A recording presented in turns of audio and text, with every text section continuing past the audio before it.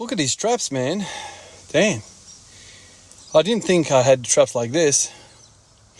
Now that I'm starting to do pull-ups quite regularly now, and also for high reps, I'm kind of noticing different things. You know, it's weird how the body just evolves over time. You might leave an exercise for a little while and you come back to it and you're like, damn, I don't remember being like this. Obviously now, like, I progressed my body in many different departments. Even recently I've started doing upright rowing. You know, so it's kind of, man, it's kind of hard to see the progress. You know, you can measure it 100 different times, but like when I do these pull-ups, I can recall how I used to look back in the day when I was doing pull-ups, and I never had traps like this. These traps are remarkable to me. They stand out. I mean, of course, they're not crazy stuff, but like it's a noticeable thing for me. And you know, for you as well, like, you know, when you do something, you're like, even if it's 1 bloody millimeter, we're natural people trying to get, you know, natural results and whatever, and so we get excited about a freaking millimeter. Let's be honest here, man. Like, you know, I know we all kind of see stuff on the internet, and all of that stuff is fantasy. Might as well people be drawing cartoons on the screen, because I'm never going to be like that. But, you know, the reason why we're excited about this whole game and whole lifestyle is, you know, when you finally notice something, it kind of gets you excited. And recently, my calves have started growing. That's really, really cool. My traps, a noticeable size. My forearms with the whole pronation work that I'm smashing like crazy, rising as well. You know, my forearms have kind of filled out a little bit. And also, I think, you know, this is bro science. This is just my anecdote. But, man, you start doing squats for like AMRAPs, or squats for whatever, man, like high repetitions, 10 plus reps. I swear to you, man, everything else gets bigger in size. Like, I feel like my bloody neck is thicker. I feel like my biceps, triceps, everything's thicker, because I think it's the whole circulating volume. Like, when you do squats like this, man, like for high repetitions, everything is getting pumped. You know, the weird thing is, like, after I started doing these 10 rep sets, I started getting like my forearms hurting in a different way, something that usually doesn't get developed with with the pronation and the rising work. It was just like a new sensation. I was like, damn, what was that? And then I realized, and I remember, man, every time I do these high rep sets of squats, I feel like I'm doing extension as well with my hands.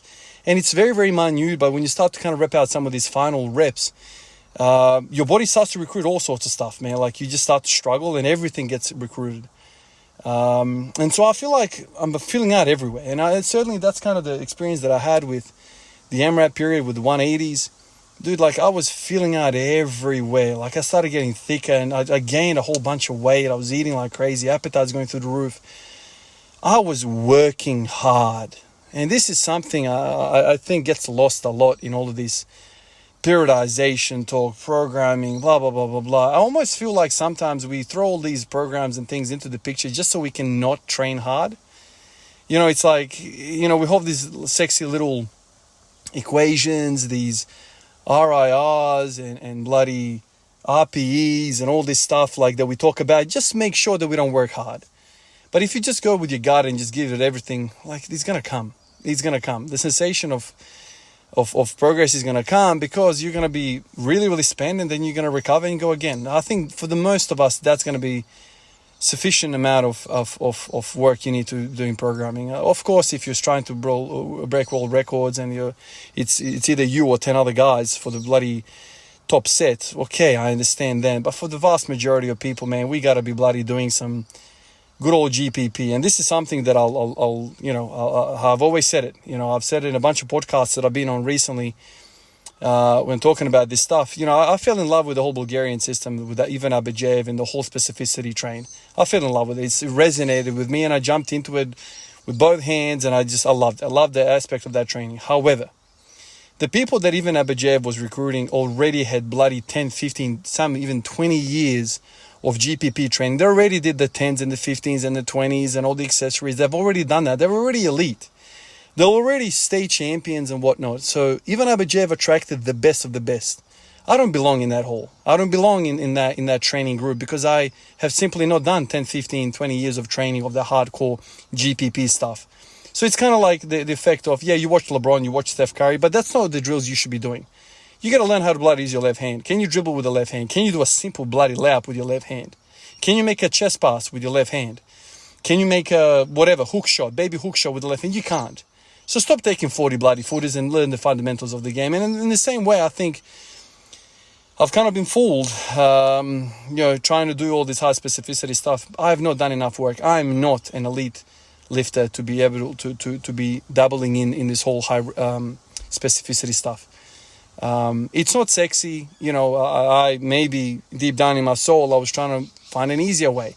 How about I don't work hard and just hit it with high frequency, and maybe I'll get the results that the hard-working people get. Unfortunately, I think the story here is that you cannot run away from hard work. And hard work for me is high repetitions. You gotta get some of these bloody weaknesses out of there. And I think the way you get them, especially if you're not squatting like 3 times your body weight and things like this, you gotta bloody get good at a lot of this stuff. You have to get good at a lot of this stuff, and a lot of these weaknesses will get addressed when you bloody start doing some tens.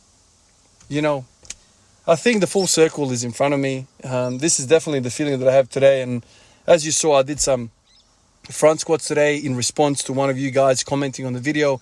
Why not? Why don't I just do some front squats as well? I can do tens, right? I can do tens with front squats. So I loaded 120 today.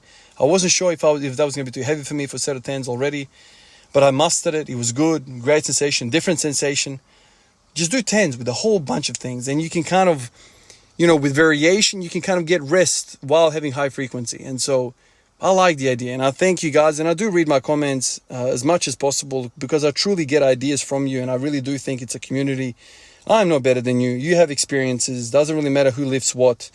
We've all consumed information and thought about this stuff, and when we kind of share it in the community, then we all learn. And I'm a student of the game. I still learn. I'm not going to say to you, do squat every day. I'm never going to say that. This is what tickles my fancy, and I like doing this. And I provide my rationale and my reasoning for what I do. And yes, it's wrong sometimes, it's correct sometimes, but it's all for the love of the game, and it gets me out of here, and I train, and I get excited about it. And I think rocking up is the number one thing for us mere mortals who are not chasing world records. We just need to get out here and bloody do the work, whatever gets you out.